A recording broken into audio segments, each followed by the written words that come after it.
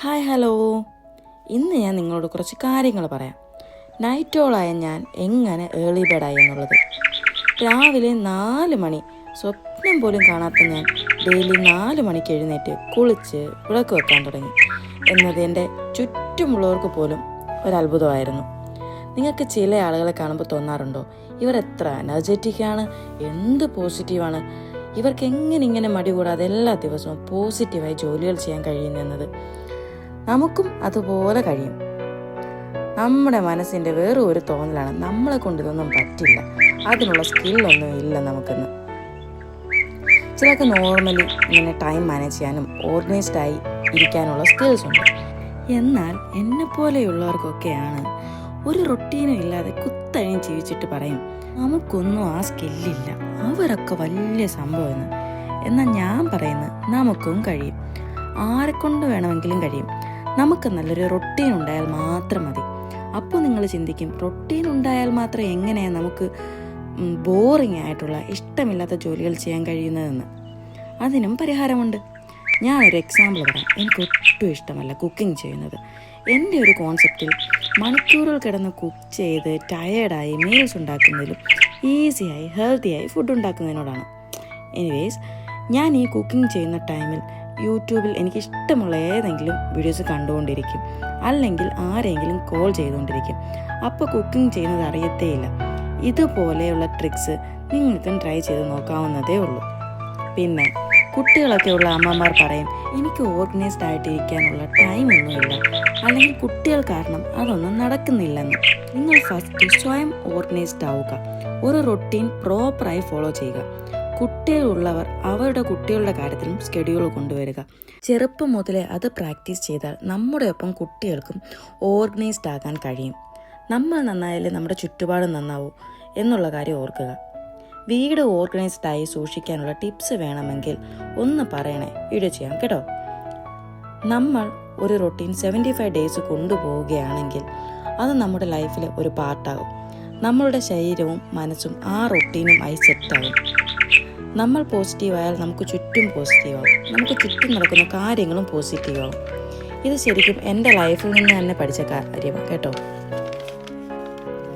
ഞാൻ വീട്ടിൽ ഒറ്റ കുട്ടിയായതുകൊണ്ട് പ്രത്യേകിച്ച് പണികളൊന്നും എടുക്കേണ്ടി വന്നിട്ടില്ല. മാരേജ് ഏർലി ആയതുകൊണ്ട് ജോലികൾ പഠിക്കാനുള്ള ടൈമും കിട്ടിയിട്ടില്ല.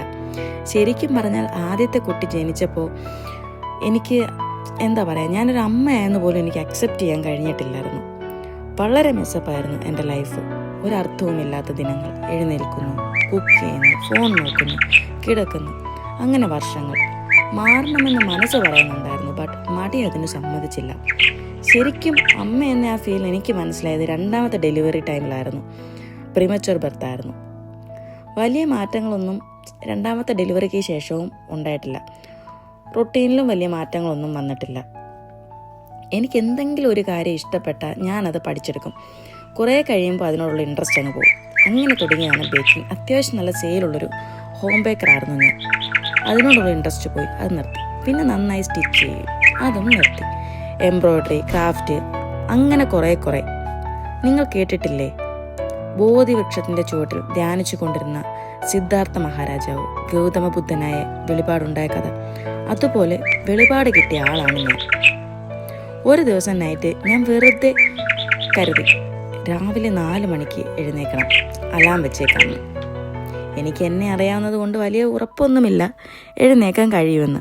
ബട്ട് രാവിലെ അലാം അടിച്ചപ്പോൾ ഉണർന്ന് അത് ഓഫ് ചെയ്തിട്ട് പിന്നെ ഉറങ്ങാൻ നോക്കി. ഉറക്കം വന്നില്ല.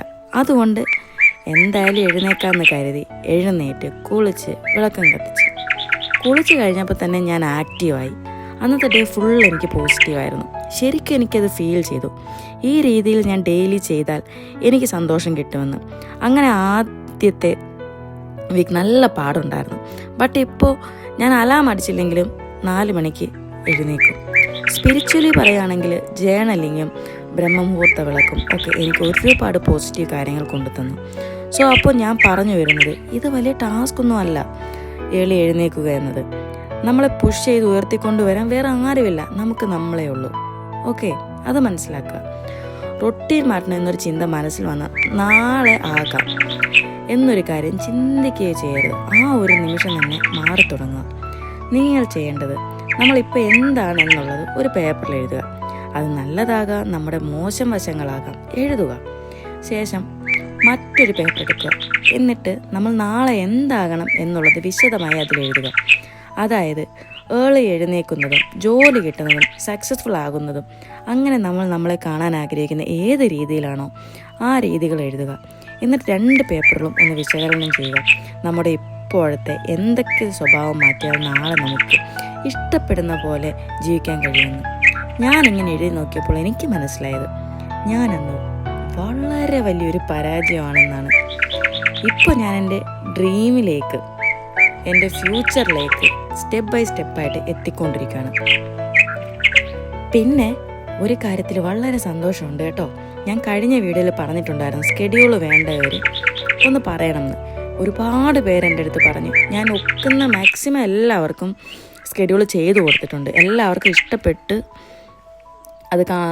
അത് റൊട്ടീൻ ചെയ്ത് തുടങ്ങിയിട്ടുണ്ട് എന്ന് ഞാൻ വിചാരിക്കുന്നു. പിന്നെ എന്താ പറയുക, ഇന്ന് ശരിക്കും ഒരു ഡേ ഇൻ മൈ ലൈഫ് എടുക്കാനാണ് കരുതിയത്. ബട്ട് അത് ഫുൾ എനിക്ക് എടുക്കാൻ കഴിഞ്ഞില്ല. പറ്റിയതൊക്കെ ഷൂട്ട് ചെയ്തിട്ടുണ്ട് കേട്ടോ. ഒരു ഡേ എൻ്റെ എനിക്ക് കാണുമ്പോൾ തന്നെ മനസ്സിലാവും എനിക്ക് എന്തും വേണ്ടി സമയമുണ്ട്, ഞാൻ എന്തും വേണ്ടി കാര്യങ്ങൾ ചെയ്യുന്നുണ്ട്. മുഴുവനും വന്നിട്ടില്ല, മുഴുവനും വരുമ്പോൾ നിങ്ങൾക്ക് മനസ്സിലാവും. പിന്നെ ക്ലീനിങ്ങും വീട് ഓർഗനൈസ് ആക്കി വെക്കുന്നതും ഒക്കെ ഒരു തരം മെഡിറ്റേഷനായിട്ട് കരുതുന്ന ആളാണ് ഞാൻ. നമ്മൾ രാവിലെ എഴുന്നേൽക്കുമ്പോൾ ഭംഗിയുള്ള ചുറ്റുപാട് കാണുമ്പോൾ തന്നെ മനസ്സ് റിലാക്സ്ഡ് ആവും. എനിക്ക് ഭയങ്കര ഇഷ്ടമാണ് ഓർഗനൈസ് ചെയ്യാൻ, ചുറ്റും കളർഫുള്ളായിരിക്കാൻ. എനിക്ക് മനസ്സിന് നല്ല സമാധാനം ഉണ്ടാവും വൃത്തിയുള്ള ചുറ്റുപാടുകൾ കാണുമ്പോൾ. എല്ലാവർക്കും അങ്ങനെ തന്നെ ആയിരിക്കും. ആയിട്ട് കിടക്കുന്ന ഒരു ഭാഗം നമ്മൾ പെട്ടെന്നൊന്ന് ക്ലീൻ ചെയ്ത് അവിടെ ഒന്ന് അറേഞ്ച് ചെയ്ത് വെക്കുമ്പോൾ തന്നെ നമുക്ക് സ്വയം ചിന്തിക്കാമല്ലോ നമുക്ക് എത്രമാത്രം സന്തോഷം അതിൽ നിന്ന് കിട്ടുന്നുണ്ടെന്ന്. മൊത്തം മെസ്സായി കിടക്കുന്ന ഒരു വീടാണെന്നുണ്ടെങ്കിൽ അത് ഓർഗനൈസ് ചെയ്തെടുക്കാൻ കുറച്ച് ടൈം എടുക്കും. പക്ഷേ അത് മുഴുവൻ ഓർഗനൈസ് ചെയ്ത് കഴിയുമ്പോഴത്തേക്ക് എന്ത് രസമായിരിക്കും. ഉള്ളത് വെച്ച് മതി, വീട്ടിലുള്ള സാധനങ്ങൾ വെച്ച് ഓർഗനൈസ് ചെയ്ത് കഴിയുമ്പോഴത്തേക്ക് നമ്മുടെ മനസ്സിന് എന്ത് സമാധാനമായിരിക്കും. അത് കാണുമ്പോൾ എന്ത് റിലാക്സ് ആയിരിക്കും അല്ലേ. ഓർഗനൈസിങ് വീഡിയോ വേണമെന്നുണ്ടെങ്കിലും ജസ്റ്റ് മെസ്സേജ് അയച്ചാൽ മതി. വീട് ഓർഗനൈസ് ചെയ്യുന്നത് ഞാൻ അതിനുള്ള ടിപ്സ് പറഞ്ഞു തരാം. ഓക്കെ, അപ്പോൾ ഇന്നത്തെ വീഡിയോ കഴിഞ്ഞു. ബൈ.